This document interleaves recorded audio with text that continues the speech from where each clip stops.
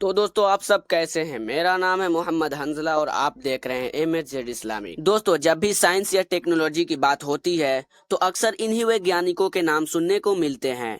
वो हैं न्यूटन और टेस्ला जैसे महान वैज्ञानिक। इन वैज्ञानिकों के लिस्ट में एक भी मुस्लिम वैज्ञानिक का नाम नहीं आता।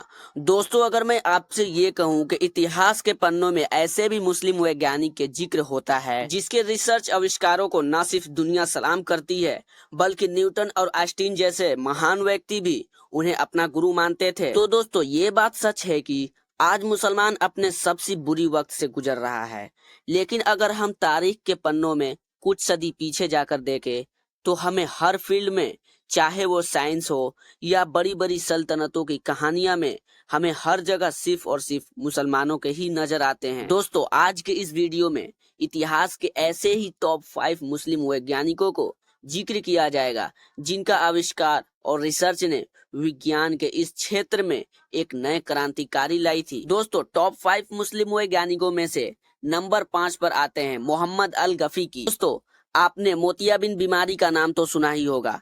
इस बीमारी में आंखों के सामने एक सफेद सी तरसदी आ जाती है जिसके वजह से उसको कुछ भी साफ दिखाई नहीं देता। आपको जानकर शायद हैरानी होगी कि आज से लगभग 900 साल पहले जिस वैज्ञानिक ने इस बीमारी का इलाज किया था वो मुसलमान ही था और उसका नाम था मोहम्मद अल गफीकी। वो मोहम्मद अल गफीकी ही था जो उन्होंने एक ऐसी सुई का आविष्कार किया था कि जिसके आंखों के लेंस में घुसाकर आंखों के लेंस में जमा सफेद परत को बाहर बड़ी आसानी से निकाल लिया जाता था। 900 साल पहले इस लाइलाज दिखाने वाली बीमारी का सफल इलाज खोजने के वजह से मोहम्मद अल गफीकी को मेडिकल फील्ड और साइंस के इस दुनिया में एक अलग ही मुकाम हासिल है। तो दोस्तों टॉप 5 मुस्लिम वैज्ञानिकों के नामों में से चौथे नंबर पर नाम आता है अबू इसहाक याकूब अल किंदी। आपको बता दें कि 9वीं सदी में पैदा होने वाला याकूब अल किंदी का नाम हमेशा से ही दुनिया के महानतम वैज्ञानिकों में मशहूर किया जाता है। इन्होंने सबसे पहले काफूर की खोज की थी।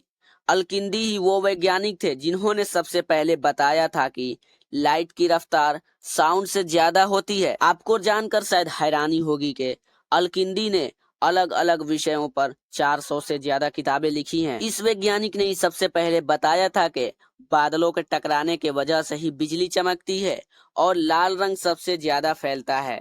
इसकी खोज भी अलकिंदी ने ही की थी। अलकिंदी इतने काबिल वैज्ञानिक थे कि आप इस बात से अंदाजा लगा सकते हैं कि उनके द्वारा लिखी गई किताबें आज भी यूरोप के कई बड़ी बड़ी यूनिवर्सिटी में पढ़ाई जाती है। दोस्तों टॉप 5 मुस्लिम वैज्ञानिकों के लिस्ट में तीसरे नंबर पे आता है इब्न सीना। आज से लगभग 1100 साल पहले पैदा होने वाले इब्न सीना ने दुनिया को ऐसे ऐसे आविष्कार दिए जिसको जानने के बाद आप हैरत में पड़ जाएंगे। इस महान वैज्ञानिक ने ही दुनिया के सबसे पहले वायरस की खोज की।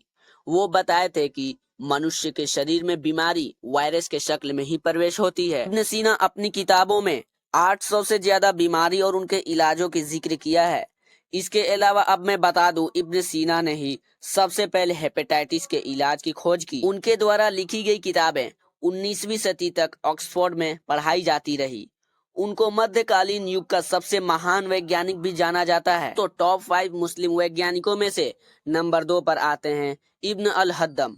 कहते हैं वक्त यानी समय को रोका नहीं जा सकता, लेकिन गुजरे हुए वक्त को कैमरे में जरूर कैद किया जा सकता है। कैमरों के द्वारा खींची गई तस्वीरों को देखकर हम गुजरे हुए वक्त के यादों में जरूर पहुंच सकते हैं, लेकिन क्या कभी आपने सोचा है कि कैमरे की आविष्कार किसने किया और कैसे किया? नहीं सोचा तो आपको बता दें कि कैमरे का आविष्कार करने वाला व्यक्ति एक मुसलमान ही था और उसका नाम था इब्न अल हद्दम। इसके अलावा वो इब्न अल हद्दम ही थे जिन्होंने हमारी आंखों के बीच के हिस्से का नाम लेंस रखा, जो आज भी इसी नाम से जाना जाता है। आपको जानकारी के लिए बता दें कि दुनिया का सबसे पहले डैम का नक्शा भी इब्न अल हद्दम ने ही तैयार किया था। इसके अलावा उन्होंने ही दुनिया को बताया था कि लाइट यानी प्रकाश में शक्ति होती है।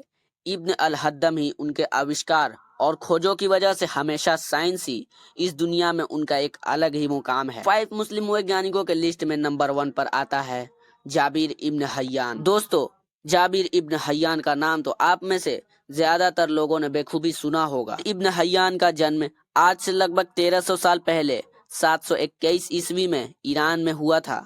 वो जाबिर इब्न हय्यान ही थे जिन्होंने सबसे पहले तेजाब की आविष्कार की थी। इसके अलावा उन्होंने एक ऐसा तेजाब का आविष्कार किया था जिसके मदद से सोने को बड़ी आसानी से पिघलाया जा सकता था। दोस्तों, वो जाकिर इब्न हय्यान ही थे जिन्होंने सबसे पहले आर्टिफिशियली ज्वेलरी को बनाने को परंपरा की शुरुआत की। इसके अलावा उन्होंने ही नाइट्रिक एसिड और सल्फ्यूरिक एसिड की खोज की।